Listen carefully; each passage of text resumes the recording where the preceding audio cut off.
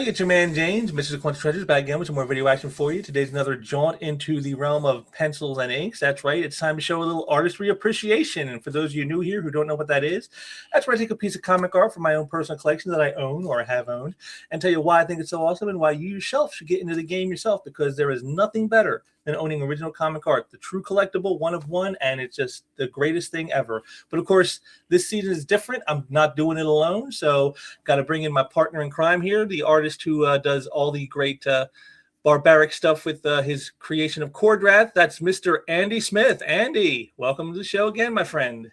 Good day, sir. How are you? How's the summer treating you so far? Well, technically, it's not summer yet, I don't think. Isn't that June 20th? 21st. Okay, we're close. So far, so good.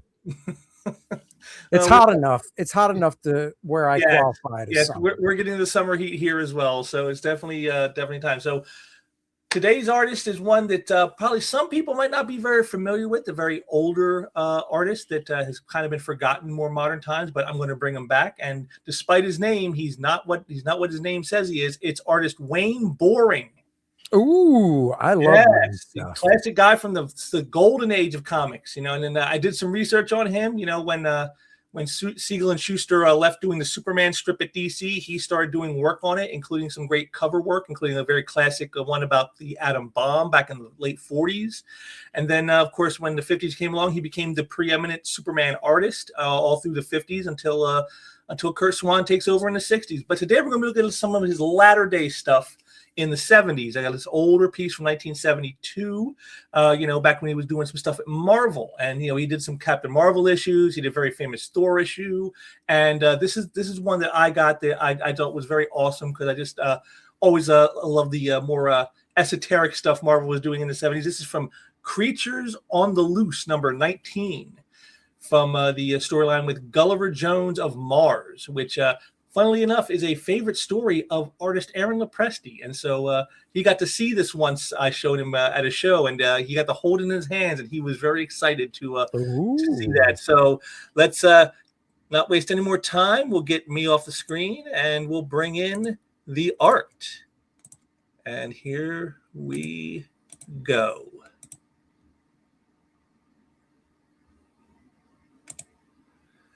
All right.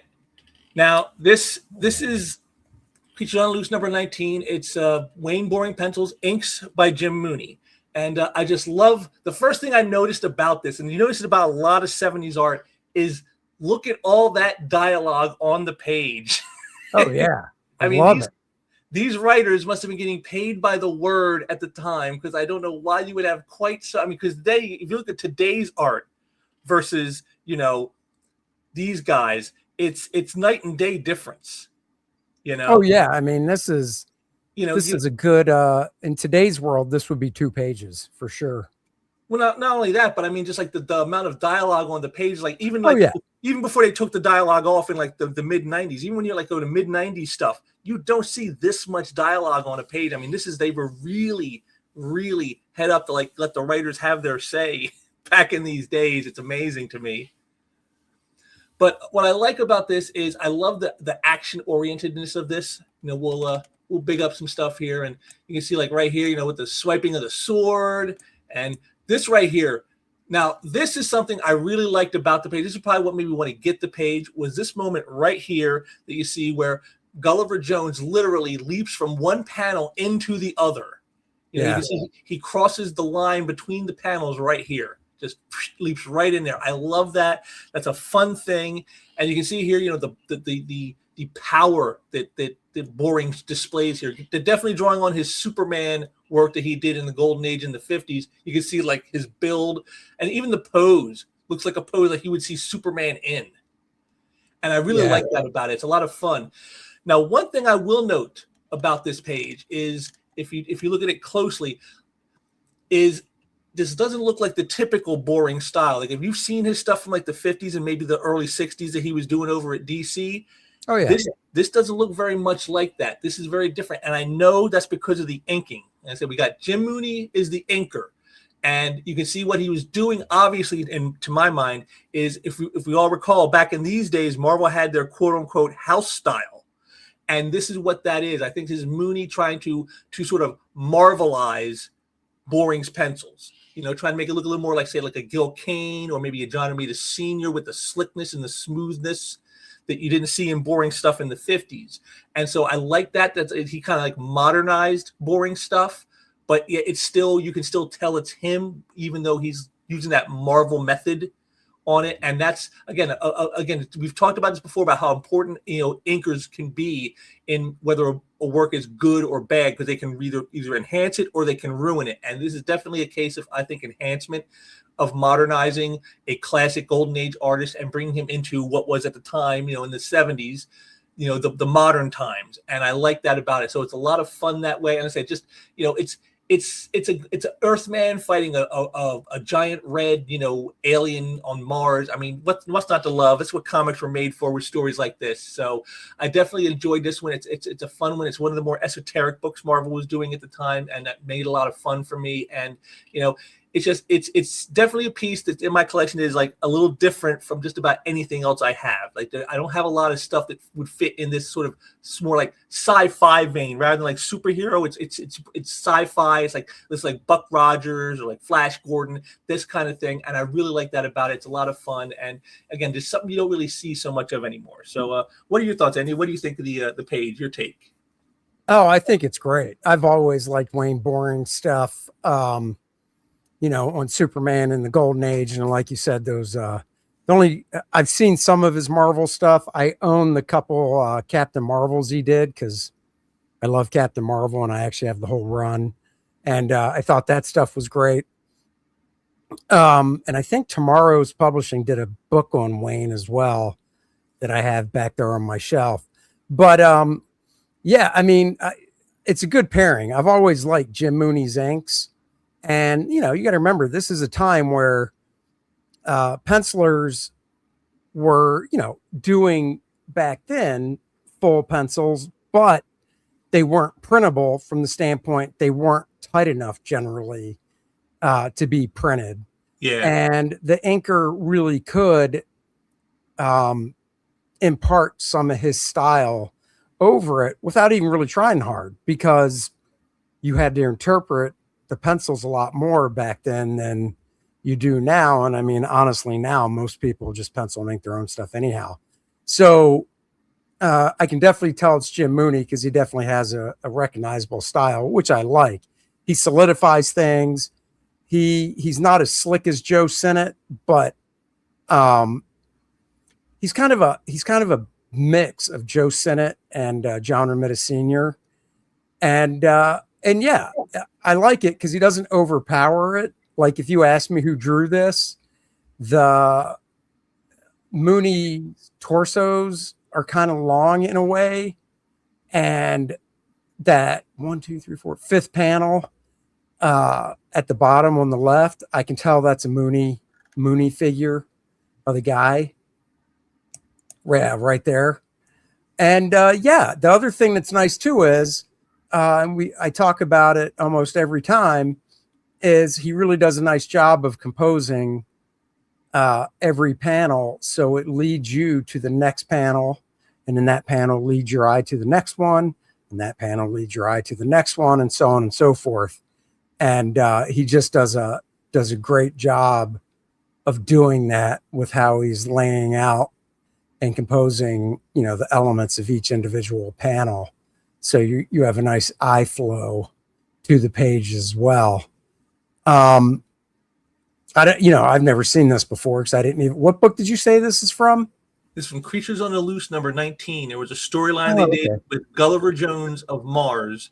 It's a sort of like a John Carter character, but actually, if you know the history, Gulliver Jones was created before John Carter. So it's actually John Carter is the copy of this character in a way, but yet John Carter is the more popular character. That's kind of funny how that turned out, but yeah, it's kind of like it's that, and it was a storyline they did in Creatures on the Loose. Oh, that's cool. Yeah, it might be one I have to track down. Was it a multi-part story, or was it just this one? It was issues, I think it was issues 16 through 21. Oh, and Wayne did it all, I assume. No, he didn't. It was actually the first couple issues were done by Gil Kane. Oh, well, nothing wrong with that. And even the first page of this issue and the cover was done by Kane, but then he left, and then I think was it the next couple issues were Gray Morrow, I think. Oh wow! Who did it? So yeah, it was definitely like all hands on deck to get the story out on time, obviously. But yeah, this is like to say it's just a fun thing. You don't really see these kind of stories coming from like the mainstream publishers anymore. They don't focus on like having fun with like literary characters or even sci-fi type stuff that's not the iconic superheroes. So it's really kind of a throwback, and I really like it for that. It's like I said, it just makes it a lot of fun. And like I said, all that dialogue. I mean, you can sit there for like 5 minutes reading the page. Oh yeah. Let's if you don't mind, blow it up so it takes up the width of the screen, and let's start at the top because I'd like to be able to. Sure, we can do that. Yeah, that looks. I love the fact that you can still see the lines, the ruling lines for the lettering too. Yeah, I mean that first panel is great. That character, the arch of that character's body, even though he's kind of going towards the left, which generally you want to go, left to right, but it works. And the arch of his body, the angle of his body, and then that sword just, point to the main part of interest in the next panel. So, I mean, that just works really nice. And like I said, I mean, he does a great job. And yeah, you can definitely tell it's Wayne in that second panel now that it's blown up and I can see it better.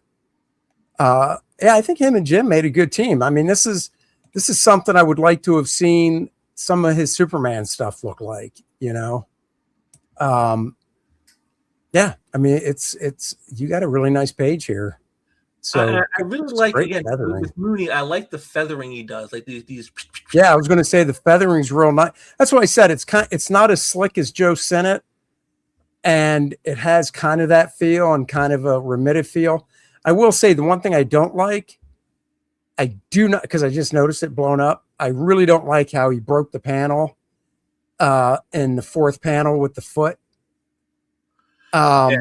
Because now it competes because you're like, well, he's in the background, the creature's in the foreground, but the creature doesn't look as big anymore because that foot's breaking the panel, which means it really does look like, that's just a bad way to do it. So if anybody watching, yes, you can know the rules, but don't break them unless it works. And it really doesn't work. It doesn't, it overlaps into the sixth panel. It doesn't lead your eye to that panel, which some people might say, oh, it's bad because it leads your eye to that. It doesn't. The overarching force and dynamics in this panel leads you to panel 5. So it's just the fact that the big guy in the foreground isn't as impressive when that foot breaks the panel border. And honestly, if you just cover it, I mean, I'm covering it with my hand, the foot, it works fine. I mean, it's, maybe he broke it because the other thing you don't want to do is crop a figure at joints, and that's literally at the ankle. But I'll be honest, if I was drawing this, and look, these guys were under immense pressure, the page rates weren't that great. It was a job. It was a commercial job. Get it done as fast as you can. I probably would have just said, screw it. I'm going to crop it at the ankle. I don't have time to redraw this whole figure. Yeah. So it doesn't crop at the ankle. And I would have just cropped it at the ankle. I think it would have, if it put this way, if it was cropped at the ankle, I wouldn't be saying anything like, oh, that's a bad crop. It's just that it, the way he broke the panel, I just don't like. But well, I think in that panel, what the thing is like you said, the foot doesn't drop you down to the sixth panel, and I agree, it doesn't make you draw your eye there. But the way he angled it, like the way they're angled, you can see in the image, it's to get you down to the fifth panel. And totally. I mean, just the arm of the guy, the dude in the foreground, the beast dude, whatever. I mean, his arm is just totally pointing you down to the fifth panel. Yeah, and then, there's, if you look at Gulliver Jones here, his angle, he is angled like he's leaning over. Oh yeah, because of the angle. So I think that's what created the problem for him. Is like he wanted this. If it would have been like a straight on image, like that, they would have been straight. Then I think they probably would have cropped it because it probably would have been a little higher on the leg, you know, maybe to like where the boot line is, and then he's like, all right, I can crop that. That's okay. But like you said, like because it was right on the ankle, he's like, what do I do? What do I do? You know, the weird thing too about that leg, just that leg is, and you never know what happens in production once these pages get into the Marvel office before they go out to Jim. That leg, you know, obviously I can tell it's inked by Jim, but it looks like it was drawn by Gil Kane. The slight musculature that you can see in that leg, the one breaking the panel, and then the knee and the lower leg and even the shape of the foot is really Gil Kane. Now, I don't know why, if this got sent in, if Jim drew something else and they were like, oh, Gil, redraw this. I have no idea. Could be. But it doesn't look consistent with anything else on the page by Wayne. So I don't know. A little piece of good trivia, but I definitely, that looks like Gil Kane. Well, we all know back in these days, you know, guys would like come in and just pinch hit for a panel or a page and just do some touch ups or whatever, and you never knew it because they didn't get the credit in the book for that, so they just did it, and that's just how it got done, and you never even knew. And so, you know, that's possible. It could be that maybe Gil Kane redrew that leg. Yeah, I don't know. Yeah, or you know, maybe Mooney just again, because Gil Kane did do the cover. He had done the first page to this issue, the splash page, the opening page. Maybe he was like, I want to try to keep it consistent with Kane, so I'm going to try to do things. I doubt that. I doubt that. I don't think. And Jim obviously drew stuff too. He wasn't just an inker. He drew Supergirl and other things. Yeah. But I don't know. I don't think Jim would have gone to the effort of going, I'm going to redraw this for no reason. Or, you know, maybe editorial said to, and I don't know. I don't know. But it's a small thing. So well, I think a lot of weird things to see like that. I think a lot of that does come down to the editorial. They're usually the ones who are directing things. It's like, no, we got to get it like this. Yeah. And then, like I said, and then we get the last two panels here. And again, just great stuff. Like I said, that whole leap. Yeah, no, that's cool. Into the next is just so awesome. And like I said, if you just attached a cape to Gulliver Jones in this panel, that totally looks like a Superman pose. Oh, yeah, totally. Yep. So definitely. And that one doesn't bother me because the creature is every part of none of the creature is cropped out of that panel. So with him breaking the panel, it works because you see the whole creature, even his tail. Like I would say if that tail was cropped, I might have been like, well, the tail is behind it, so that works. But you got the whole creature in there. So I don't mind the panel breaking there. I think it's fine. And, you know, it leads you right over to the power of the punch. Out of all the panels, this one has the best flow just because of the way he's leaping from one panel into the next. Like that's like they couldn't have made it more obvious of where your eye was to go if they drew arrows on the page. No, go over here to this panel. Yeah, no, that's cool. That's a good page. That's nice. Yes, like I said, and Wayne Boring, just an artist that like a lot of people don't really take note of anymore. They don't talk about much anymore, you know, even though, like he said, he was working in the 40s and the 50s, 60s. Oh yeah. All the way up into the 80s before he passed. Yeah. One of his final works that he did was I think was an All-Star Squadron in 1986, and he died a year later. So I mean, oh wow.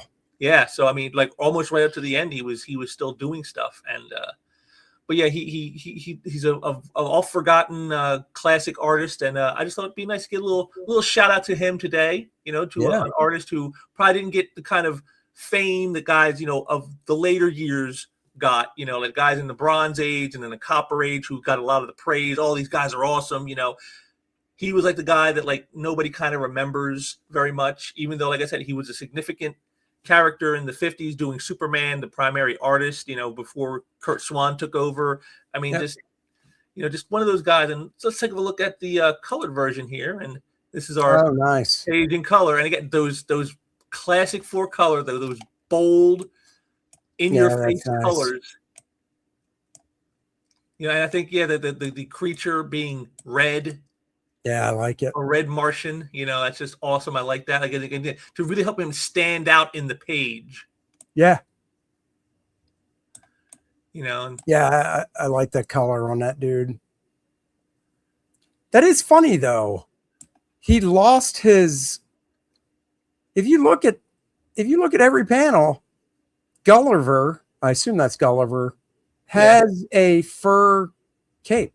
Yes. And he lost it. Where the hell did it go? I just noticed that. I guess when he leaped, it came off. I guess. I mean, that's weird. I mean, who knows? Maybe Wayne was like, oh, I don't want to cover up his back. I don't know. That's a little weird, but it is what it is. And you're right. It could have came off. Who knows? Because, I mean, it is in the middle of a fight. So it's not like he was like standing there and wearing it. And then the next panel is standing there and he's not wearing it. That would be weird. But like in a fight like this, something coming off like that, you could see. You can just kind of like, oh, yeah, he was leaping at him and it came undone because he was leaping at the creature. Yeah. Yeah, no, that's nice. That works. But yeah, like I said, just a classic page. Like I said, all that dialogue. It's just total 70s. You can tell this is a 70s comic book page. Oh, yeah. Question. And then here's our cover by the great. Oh, great stuff. The great Gil Kane. Yeah, I remember the cover. That's great. The funny thing is on the cover here, you have the creature speaks. And yet in the story, he doesn't speak. He just like roars at him and like, or like screams in pain when he gets hit. And that's all. He doesn't talk. That's hilarious. Right. But yeah, you can see how, again, the house style really comes in. You can see how like getting Mooney to ink Wayne Boring stuff that we can see they're trying to emulate, at least to some degree, a little bit of that Gil Kane flair that you have here on the cover. That classic Marvel house style of the 70s. Yeah. Yeah, it's nice. And of course, this cover is like during Aaron Lepresti's favorite period, because he goes just that box covers they used to do. Oh yeah, with the big, all the space up here for the title, and then like the image is like right in a little box. Yep. On the cover, and he goes, that's like specific to like the very early, so like 71 to like 73 is where they did most of those types of covers. And so you can always tell when you see these covers, oh, that's an early 70s Marvel. Yeah. There. But yeah, Wayne Boring, like I said, he's just an artist that a lot of people never really talk about anymore, even though he did a lot of great work. And I just thought it'd be fun to give a little shout out to an artist who I think deserves a little more appreciation, than he gets nowadays. Again, especially since probably in his day he didn't get the accolades so many of his people following him would get today. Like I said, in the 70s and the 80s, lots of guys got lots of praise from people about how great their art is, but like Wayne Boring just never really got that. He was not, I guess he just wasn't born in the right time. He was born too soon.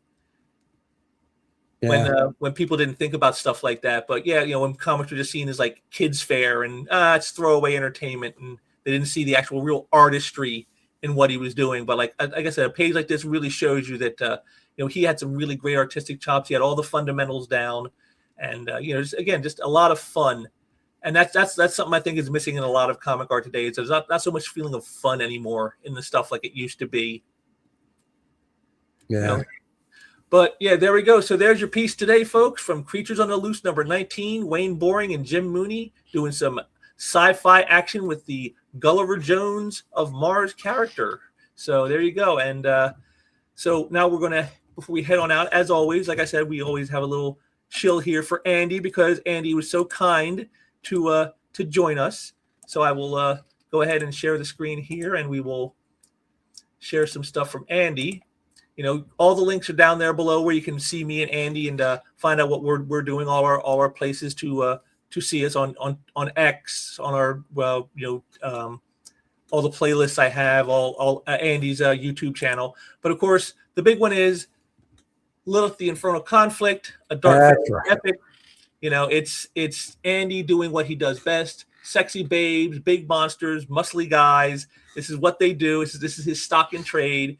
And, it's going to be ending soon. Like I said, you got multiple variant covers and black and white editions, foil covers, T-shirts, a gaming module, headshots commissions, as well as full commissions. And of course, again, I always have to point it out: the $6,500 Andy and Dennis hand That's deliver right. you your books and everything you order. This is you cannot get anything better than this than them coming out and hand delivering you your stuff. That you will never see anyone in this crazy industry do this ever again. That's right. So this is your one chance, folks. Go ahead and do it. And you know, as Andy told me last time, this will be coming down soon, probably the next couple of weeks. Oh no, it'll be a little longer than that. But I've got what do I got left now? I got hold on, 6 pages left. So so there you go. So he's almost done with the book. It's getting there. And my colorist is working. He sent me more pages today that I have to review and go over. And yeah, we're chugging along. So go back it now before it's too late. Only a few weeks left, folks, before it's probably going to come down. So don't delay. Get out there today and do it. We're at $33,000. We can get that. Let's get that up over 35. I think we can do that. That's a possible. That's right. That's a possible thing to do. Just, hey, if somebody wants to go out and get that $6,500 in-person handing of the stuff, that'll definitely put it over the edge. So go ahead and do that, folks. Like I said, if I had the cash, I would do it. There you go. So if I would do it, you know it's got to be good.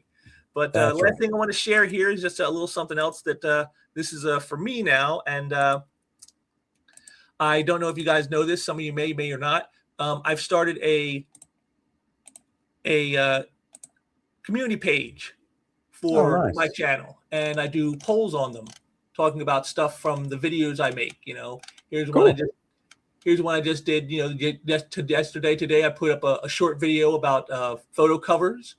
And so I got that. Here we got, you know, what's your favorite version of She-Hulk? Here's the one from me and Andy when we did Jackson Geist. I asked, you know, is he one of the most precise comic artists of all time? So lots of interesting little questions I come up with for you guys. And it's been getting a little bit of traction, but I'd like to see more. So if you guys could head on over to the community page here, right here. It's on my page. Just hit the community button. It'll take you over and you can check out all these great polls and get your voices heard, because I always like to hear what the folks have to say. And you know, that's why I would ask you guys to drop your comments down there. So if you got some comments here about the art that you saw here today, drop them down below. I like to hear what the people got to say, because it helps me, you know, figure out what I should be doing next for you guys to get more fun stuff for you. So definitely, head over here and do that. That's also a way to help me out with that. And you know, just trying to get things going and keep things rolling. So. Cool. And so with that'll about do it for this one here. Andy and I will be back soon in the next couple of weeks with another one for you guys. So I hope you guys enjoy that. And for all you out there, enjoy the summer. I hope things are going well for you. Make sure to like, share, subscribe, all the good stuff, because you don't want to miss the stuff that's going on around here. Also, be sure to subscribe to Andy's channel so you don't miss any of his great stuff over there. And we'll be back soon with some more artistry appreciation. And until next time, take care.